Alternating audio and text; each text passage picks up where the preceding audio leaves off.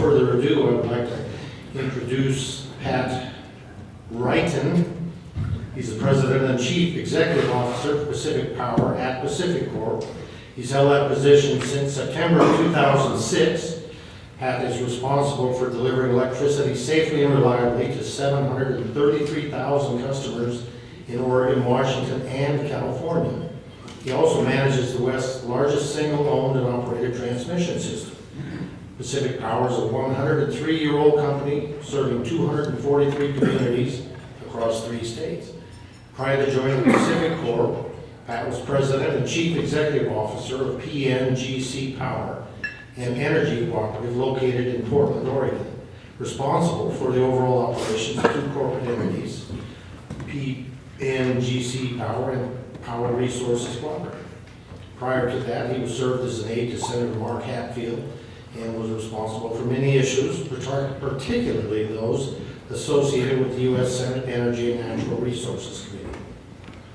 He's actively maintained Director of Board Leadership roles in community and industry interests, and he currently serves with multiple organizations, including the Oregon Business Council, Associated Oregon Industries, Freshwater Trust, and Legacy Health. He was appointed by Governor Ted Kulongoski to the Oregon Energy Planning Council and was the chair in 2010 and 11. Oregon business plans, and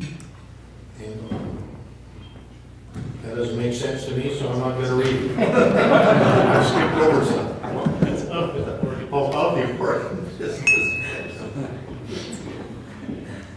You pay for A, you get what you pay for.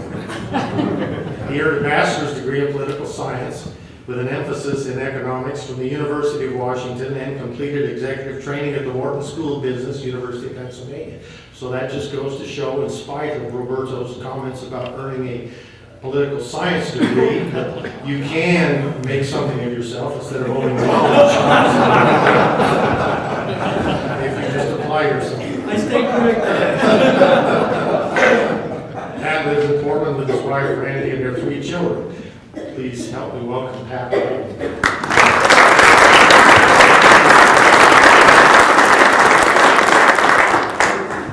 I thought what was coming next there was a reference to me being a husky, but I guess not. Despite that, I am an Oregonian. My family, actually my mother's family, came over on the Oregon Trail, and I spent a lot of years in BC, but have the great good fortune to have come home, and I actually live in the same high school district where I started up in Beaverton. Thank you all. I really appreciate the opportunity to be here. I appreciate the invitation, and obviously I want to talk about things that are consequential for us as a company, but also for you as a community. But before I do that, on behalf of a 103-year-old company, I just want to say thank you. Thank you for your leadership.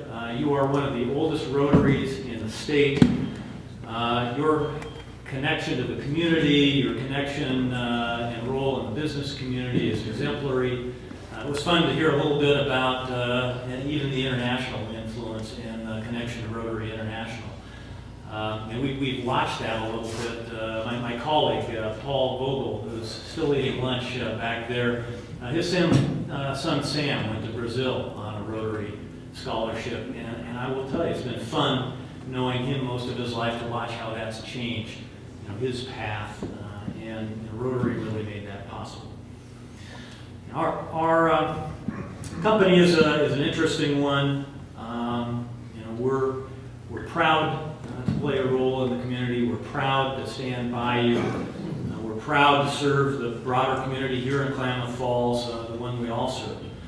And it's an important time. It's an important time for me to be in Klamath Falls because, as you know, some city leadership are proposing condemnation of Pacific Power's facilities, attempting a government takeover of our assets with the intent to operate a highly technical enterprise it has no experience with. Now, it's been suggested that this isn't a condemnation. But if you take away nothing else today, please be completely clear. What's being proposed is a condemnation. If you drive by our service center, you see a sign up there, and I didn't suggest it. The 68 people who work here for us and their families put up signs that say very simply, not for sale. A not for sale sign is an interesting thing, but that's true. We're not for sale. We won't be. Pacific Power will not walk away from its customers, and it won't walk away from the Klamath Falls community. As president and CEO of this private business, the idea of government taking over a private business that isn't theirs in order to expand the reach of local government and create a new revenue stream for itself troubles me. And I really think it ought to trouble you too. As business people, and many or most of you here are, if you were faced with the government taking of your business, the assets that you'd invested in, despite a long history and partnership of mutual effort, I think you'd feel exactly as I do. It's particularly troubling, but also revealing to me, as president and CEO of a privately run and privately financed entity, to hear the mayor justify those actions in terms of Pacific Power not being a real business. According to that logic, any business that operates under a regulatory regime that assures city residents don't have duplicative infrastructure, phone lines, cable lines, gas pipelines, that we don't have two sets of electric lines running down the same street, any business that looks like that apparently isn't a private business either and can be subject to a government taking. And that includes the phone company, CenturyLink, the gas company, Avista, or the cable company, Charter. Some of the largest private taxpayers in your community, in this county, and the company and the people that you depend on as critical service providers. That's a lot of the local business community to be considered not real businesses. Businesses like us that have and continue to stand shoulder to shoulder with you on economic development and other community issues. We suspect that they and you don't want to face city government takeover any more than we do. And there's a fundamental business principle, if not a moral principle, at the heart of this.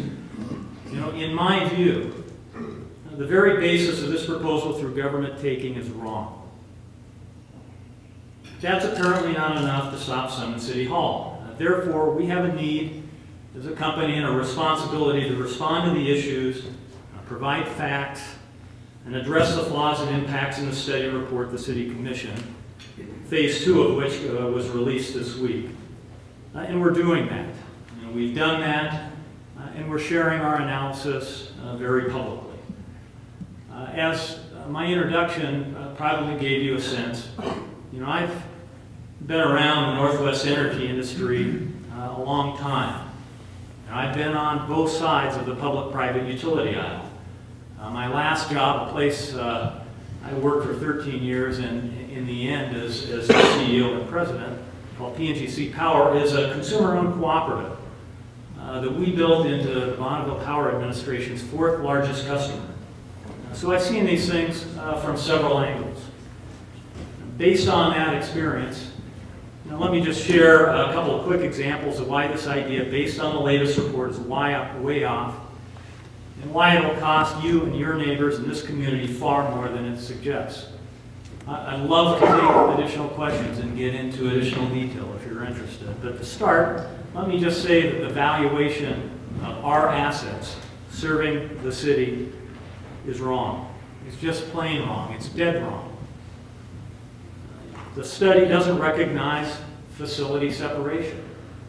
It may be a surprise to some of you that Klamath Falls City is served by 7 substations, only 2 of which are located in the city's boundaries. And so unless we're talking about an annexation outside the city boundary, separating out those facilities has a cost to it. And certainly the estimates out through 2028 of our future rates and estimates of the Bonneville Power Administration's rates, I would call fictitious. They are wrong.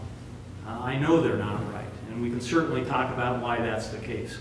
But I submit to you that what's most important is the larger picture. What's in the best interest of this community? Would a lengthy condemnation battle against Pacific Power do more harm or good for the goal of attracting more employers? Creating customers for you, jobs for your neighbors and your children. Does it make sense to burden everyone in this room and their kids and their grandkids with huge debt to pay for the very facilities that are serving the city today? Are residents of the city interested in the uncertainty that comes from receiving a critical service from a new entity that's built up from the ground by government and managed just as well, I fear, as other government entities and functions you're well familiar with? The truth is, the answer is no. No major business that I know of supports this. The polling, and we've done extensive polling, and we've polled the city's case, shows the public doesn't either. And that's consistent with the sentiment in each and every one of the local meetings we've had around this issue. So contrast that vision of uncertainty with what you have today, a company that served here a very long time. A company that does well when the community does well, and suffers alongside it when it doesn't. A community partner. I'm proud of our record of reliability service, which has gotten better year over year over year, every single year that I've been here. I'm proud of our strong access to capital markets and our financial strength, the management discipline to prioritize and assure operational excellence. I'm proud that we have the depth as a company when the weather gets bad in one place to draw from service centers across 3 states and make sure people are back up and running as quickly as possible. I'm proud to lead a company that has the nimbleness that Pacific Power displayed in making the infrastructure investments that brought Facebook and Apple to Prineville in Jefferson County, with the worst unemployment rate in the state. And I want to tell you, a person at our company that was largely responsible for that is sitting here. It's your regional community manager. Angie did a fabulous job there and is prepared and continuing to do a fabulous job for you. The mayor's pitch on this is that, as a community, we have no arrows in our economic quiver. And that condemning private assets and using electric rates to fund additional city services is the only available option. He said that this is his best idea for economic development. How sad is that? How sad is that vision? I don't buy it. And it's also fundamentally wrong. The greatest and truest arrow in the quiver is partnership. Business and community leaders, public leaders, working together to create opportunities, not to create risk and uncertainty in increased debt. On behalf of Pacific Power, which you may not be aware is the longest-serving member of the Chamber of Commerce, is a founding member of CASITA, and a strong supporter of the Rotary and other civic leadership in this community that brought the Oregon Business Plan to do meetings here. One of our senior team is the Oregon Transportation Commission Chair and is looking at investments here. I'm obligated to point all of that out. But I'll tell you, I feel it personally too. And for me, this isn't just a business issue, it's personal. And I hope I'm not alone. It's important that we all speak up and that we do that now. Please don't view this simply as a fight between Pacific Power and Summit City Hall. There's really too much at stake for this community, for your community, what is essentially our community. The key vote on whether to move forward at City Council is on December 16th. Please weigh in directly. Talk to your friends on the City Council now. Attend the meeting. Speak up where you can and whenever you can. If you need more information, we have a website, the title of which I wish I'd thought of because it's kind of clever. Keep KlamathPacificPower.com.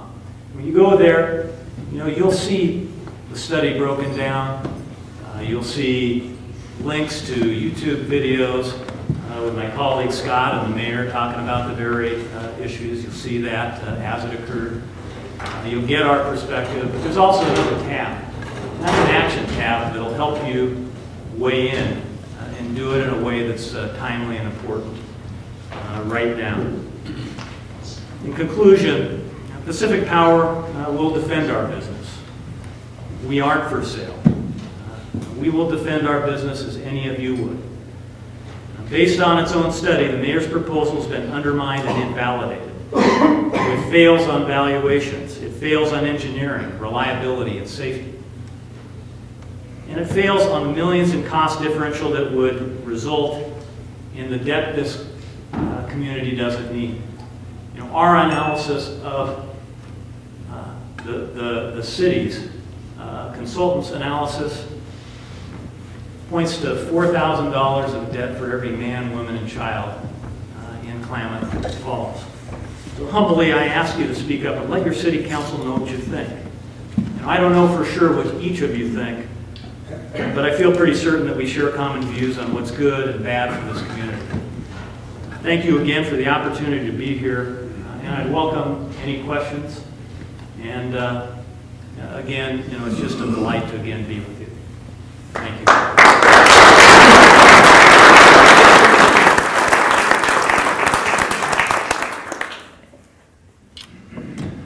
You got it. This whole plan is intended for economic development. I've heard a little bit about the investment you had to make to bring that to reality in Prineville. And I'm not sure that a small district could do that. Would you elaborate a little on that? Well, sure. Prineville is a small district. The potential electrical load of Facebook alone may grow to a third of our entire electric service in Central Oregon. So it wasn't for the faint of heart. And it required not only investments on our part, but working with the Bonneville Power Administration cooperatively, because in that area of the state, we're their transmission customer. But look, you know, we've got, you know, a lot of smart engineers. We figured out how to make it work. We worked with the delegation, which is very interested in making that happen. We worked with the governor that was very interested in making that happen. We beat the time estimates in order to assure that investment could happen. And what's happening there as a result is really quite something. Many of you know that through utility rates, we collect a franchise fee, and that goes back to the city. And I'll tell you, I'd be surprised if Prineville didn't have the best paved roads and the best maintained parks in the state when this thing is done. So it shows you a little bit of what can happen for an area of the state. I mean, if you went and asked them, they would tell you,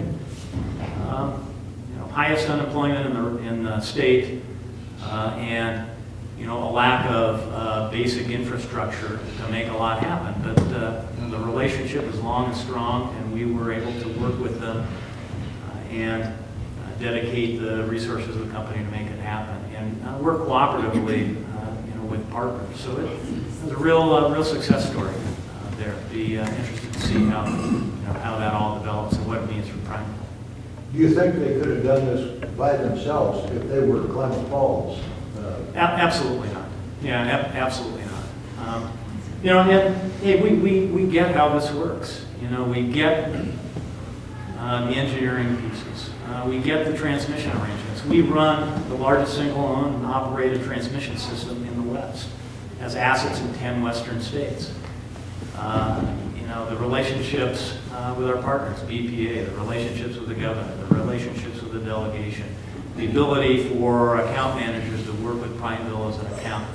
All of that is the result of a 103-year history and a level of sophistication that you get with a company that serves 750,000 customers over three states.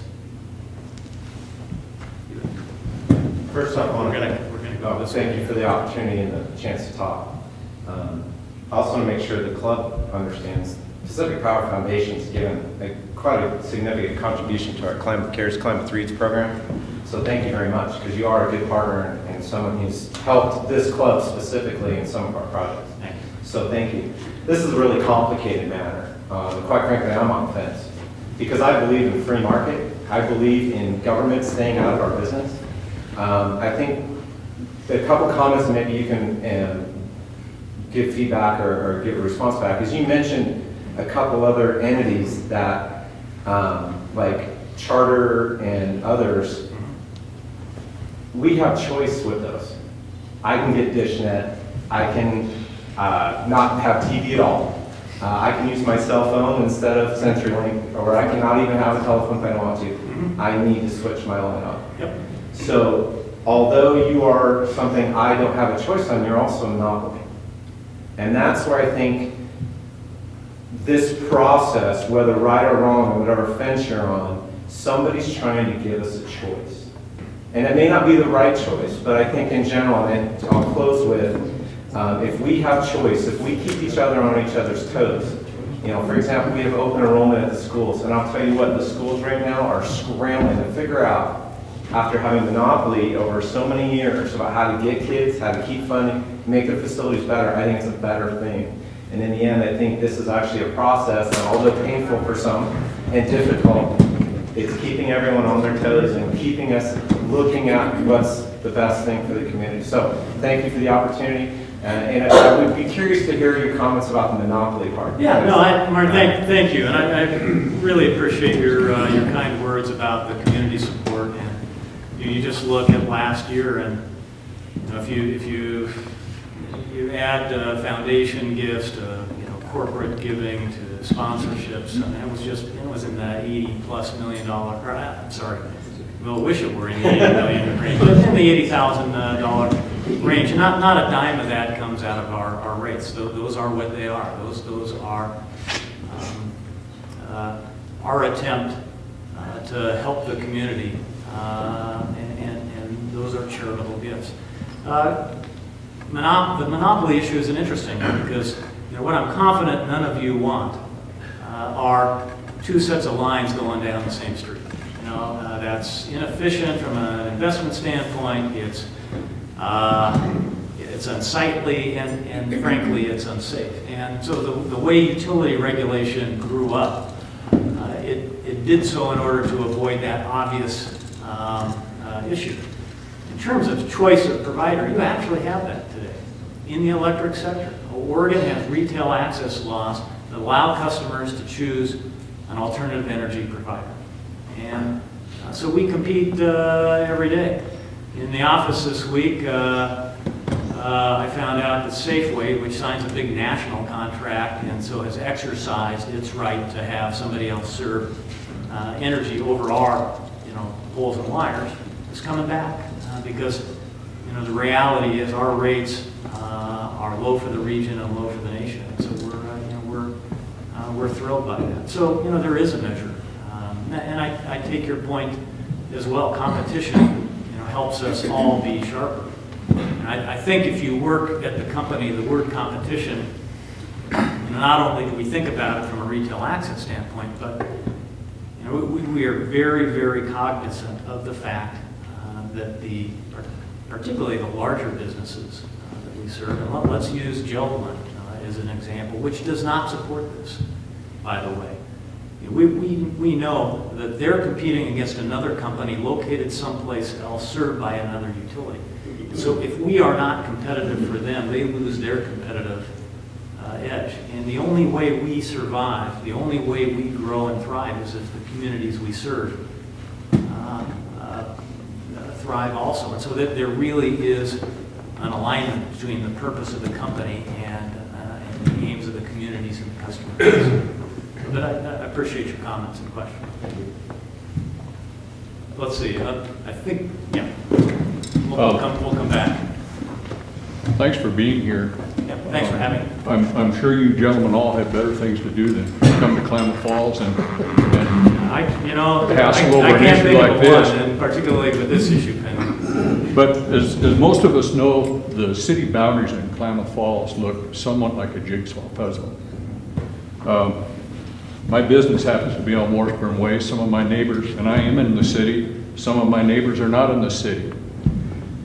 This morning, just for fun, I drove up Washburn Way from Laverne Avenue to South 6th Street in both directions and counted 56 transformers on power poles. Okay, now I'll share a little story with you. A few years ago, the snow took the power pole off the back of my building. It was just hanging by the wires. It was dangerous. I called Pacific Power. Within a half hour, they were there. They had the pole secured back to the building, and I've eliminated a potentially dangerous issue. If the city was in control of my electricity, I doubt very, very much if that would have happened. Well, I really appreciate your comments. It goes to a couple of important things. One is, you get a sense of what the level of investment is. 56 transformers is not for the faint of heart in order to not only finance and purchase, but also to maintain. One of the things that I like about our company is its geographic diversity. I live in unincorporated Washington County. I fear Beaverton annexation all the time. But I know very well Jim Pyro, who runs PGE, Portland General Electric, and he can get anywhere in his service territory from his house in an hour, and we can't do that even if we had a plane.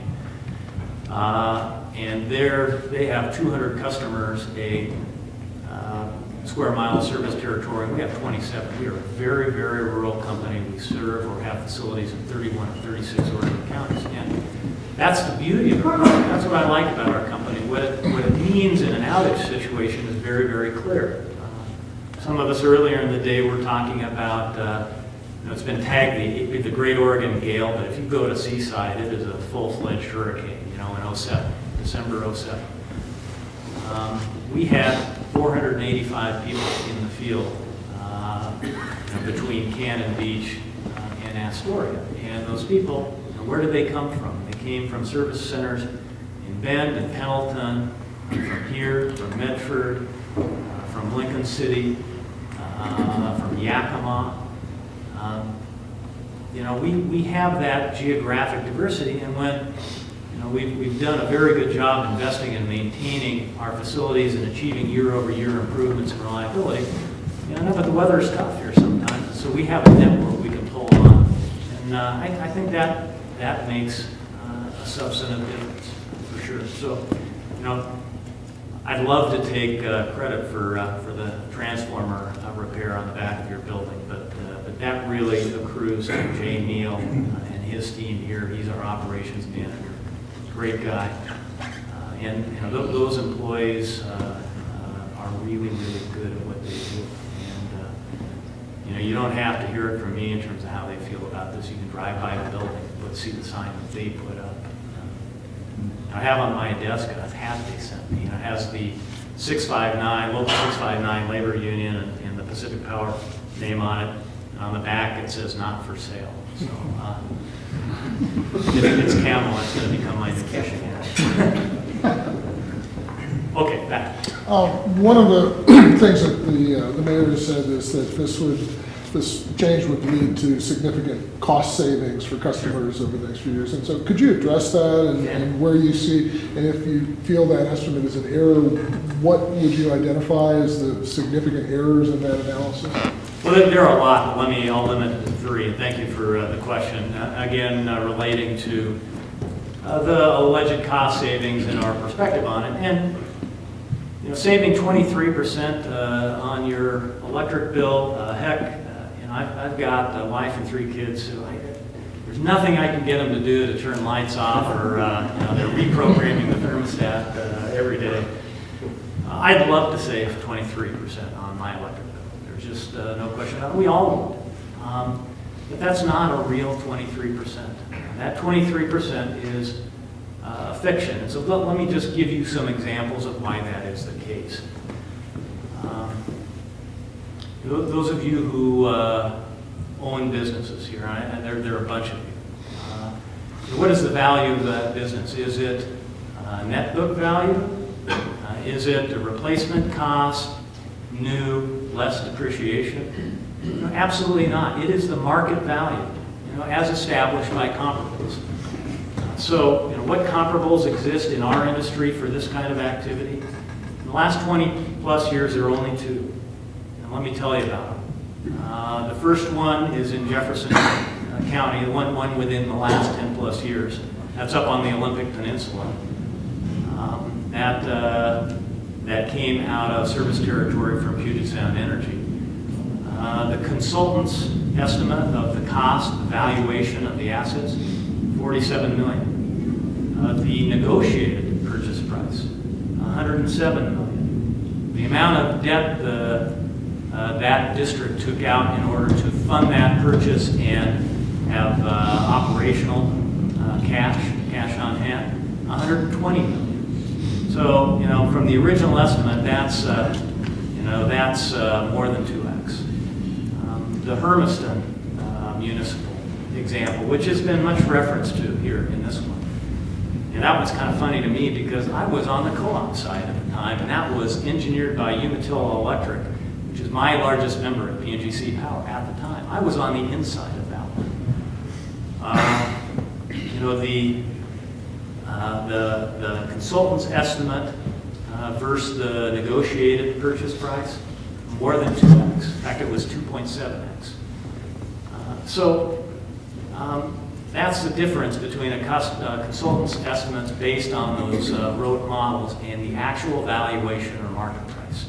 So if you take, let's just take 2x on this one and apply it, we're out of the box already in terms of this making sense from an economic standpoint. Item 2, rate projections. It was kind of interesting. The phase 1 study had a straight line estimation of our rate increases, 4% a year. Some of you were at the chamber, and I came in and told you all of the things we were doing to assure that that wasn't the case. And it's turned out not to be the case. We had a rate supplement that will affect 13, 14, and 15 that leaves our rates well below 2%. Below the rate of inflation for those years. So you go and you look at the updated phase 2, and those are reflected. Which is appropriate to do. But what it does is it balloons out the out years in order to rejigger, in order to get to the same desired impact. You look out to 2028, and it's like 9% a year. They've just pushed the balloon, changed the level of the plane in order to get the same result. So that those numbers are fiction. I am the guy responsible for running Pacific Power. Do I know what our rates will be in 2028? The honest answer is no, I don't. But if I don't know that number, and the Oregon Public Utility Commission doesn't know that number, and if the Bonneville administrator doesn't know what Bonneville's rates will be in 2028, then the consultant doing this study doesn't either. And I can guarantee it. I mentioned the third issue. So, you've got 7 substations serving Klamath Falls. 2 of them are in the city boundaries. Those 2, by the way, serve some of you that are outside the city boundaries. This is a very highly connected and complicated circumstance that didn't exist in Jefferson County or at Hermiston. Jefferson County was essentially at the end of a long extension cord, and they just unplugged it. Hermiston, there were 2 substations. Ours was one, Umatilla Electric's was the other. They unplugged ours and plugged Umatilla's in. Easy electrically. Not so easy here. And what I can tell you definitively, as the president and CEO of this company, are those other 5 outside going to be used to serve the city? And the answer is no. I'm not going to allow that to happen. Not out of spite, but that's not how we do business. It's not the safe way to run our system. We're not going to have city employees inside the gates at our substations. We're not going to have equipment inside our substation affected by what a new municipal utility is doing outside the gates. It's not going to happen. So the cost of separating those facilities, we've estimated about $25 million. You add all that up, and we don't agree with this. You get that. And, we haven't spent hundreds of thousands of dollars to do our own study. We'd rather use that productively for partnering with you. But if you just take the consultant's numbers and you correct them for those obvious errors, you get in a purchase price in the range of 85 million. And you do that, even if the city can finance that. And that's $4,000 for every man, woman, and child of debt for Klamath Falls city residents. For facilities that are there and in place and serving them now, that have already been financed.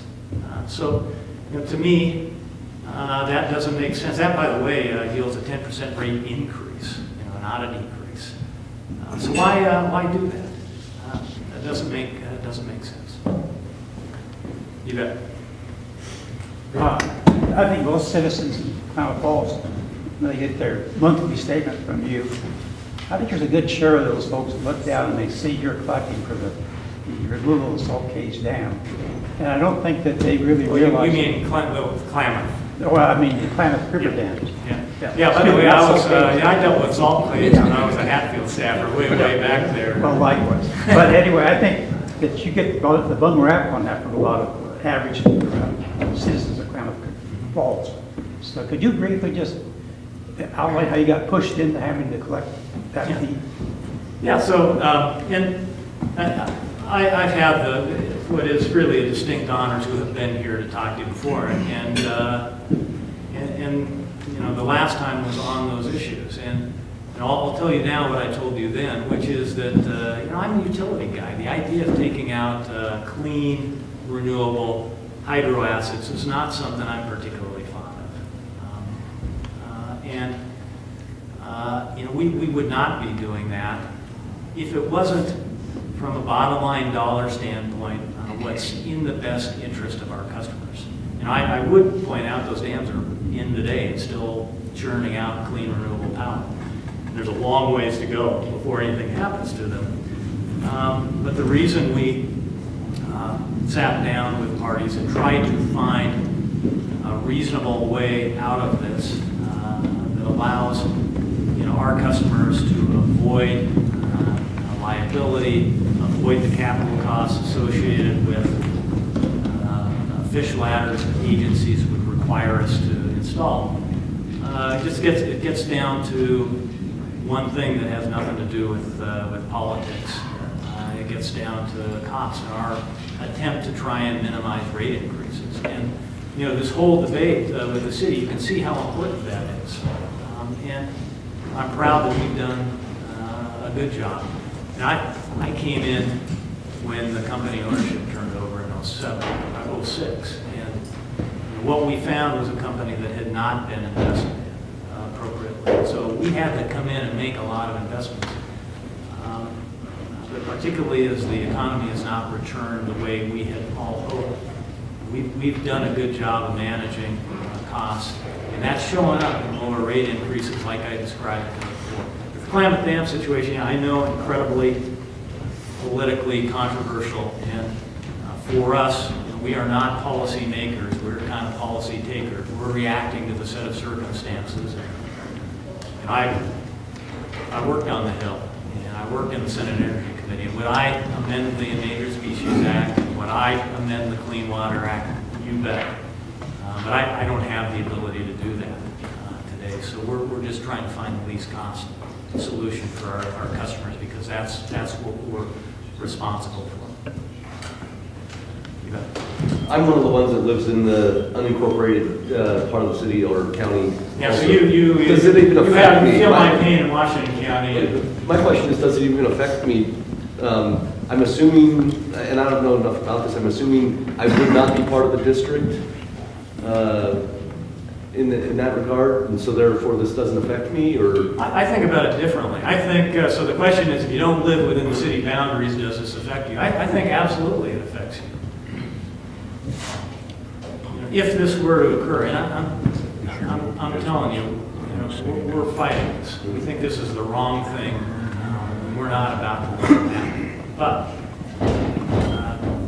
let's assume it did. The amount of folks we have stationed here to deal with any circumstance for other customers will be lower. It just will be. All the issues we have to go through to separate facilities would be costly. Those things are unnecessary. And I think you may live outside the boundaries, but you surely take advantage of some of the things the company works in partnership with the city on, and we want to continue doing those things. We want to continue, making grants to an elementary school for an outdoor facility. We want to continue, investing in the theater. We want to do those things that benefit you, whether you're inside or outside of that. In the past, I felt that we were well represented by Pacific Power and Light here when Dale Forsey was part of our community. Isn't Dale a great guy? He was a wonderful classmate also. Oh, fabulous. But I have felt like Pacific Power and Light has just pulled away from our community and said, you're not worth having somebody down here. We hardly see you unless there's a major issue on the table. And I guess, is that just the way it's always going to be, or are we going to have a better, more representation here, I guess is what I would ask for. And I hope, did everybody hear that? It was a question about how we're represented here. And is it the way it's always going to be? And, do we have the ability to adjust in the future? The truth is we do have the ability to adjust. I mean, we get that you think it's important to have not only somebody representing you, but somebody that lives here that represents you. So that's part of the conversation, part of the calculus as we've gone through that we really need to take heart and think about. What we have done in the interim of that conversation is assign the best to you. The woman who brought Apple and Facebook to Prineville. I know many of you are friends, rightly so. What a great guy, Toby Freeman. If you are a friend of Tony Freeman, you ought to be happy for him. Toby was able to take a step in the company that he really wanted to take, and he is doing fabulous in the Yakima market, working with large customers, which was for him a natural extension from a career perspective. And that's a great thing. That's one of the things our company offers is opportunity. Do we have the opportunity to rejigger things in the future? Yeah, absolutely. We're happy to have that conversation. In fact, the kind of conversations we'd rather be having are conversations like those. How can we partner? What are the city's needs? How can we best configure the company and our activities to meet the needs of the company? Instead, what we're doing is we're spending our time trying to figure out how to avoid a condemnation of our private assets so that the city can take them over, run them to create another revenue stream. And I think the more productive path for all of us is to figure out how we can work together. Well, my feeling is if you had somebody personally here on a day-to-day basis, you might not be in the situation you're in today. Yeah, and message received. We were either right or wrong on that one. We have the opportunity to work on it. Certainly, we hear you. You bet. Yeah, would you care to comment on the hydroelectric portion of KPRA and the feasibility of possible lower rate for federal water facilities as well as maybe the private pumpers as well? And I think, and the question, if I interpreted that right, you were talking about trying to create a circumstance for lower rates for on-project irrigators. Right? Correct. Yeah. So that is part of the deal. That's something we offer to do. Try and work with the irrigators in order to see whether there was a lower cost option, and for them to go out and get lower cost energy to be served over our facilities. And so we're making good on that to the extent we can. The option there is, again, served over our facilities and our service territory, getting access through the Bureau of Reclamation to lease cost Tier 1 power from the Bonneville Power Administration. We're all over that. It's a ways out there. Yeah, it is a way out there, and we got to be realistic about that because the differential between Bonneville's energy costs and our energy costs is not huge, and it doesn't create the kind of advantageous circumstances those irrigators had for 50+ years under the old rate structure. And that old rate structure, we're not going back there because the Public Utility Commission told us several times, the legislature told us several times that our other customers can't subsidize that. So we're bound that, which is different than saying, even in advance of passage of a Klamath hydro bill and the things that we think we need to get out of that for our other customers, we're not willing to work on that. I think we are. I can tell you, in the last month I've had a pretty direct conversation with Senator White about what's possible and what's not possible. So I want to temper expectations in terms of going back to the old rates, but we're still certainly willing and able and are working with the Bonneville Power Administration, the Bureau of Reclamation, Senator Reiten a bill that we should see at some point. And we're doing our best within the constraints of our business to make that happen. I'm not trying to cut this off, but